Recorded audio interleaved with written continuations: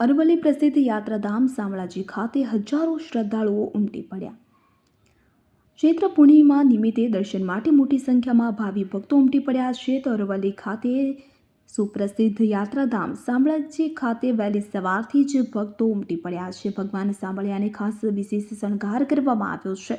ભગવાન શામળિયાની પૂર્ણિમાના અવસરે ધજા ચડાવાઈ તો મંદિરને ફૂલોથી શણગારવામાં આવ્યું છે અને કાળિયા ઠાકરને હીરા જડિત સોનાનો મુગટ પહેરાવવામાં આવ્યો છે। ભગવાન શામળિયાના દર્શન કરીને હજારો ભક્તોએ ધન્યતા અનુભવી।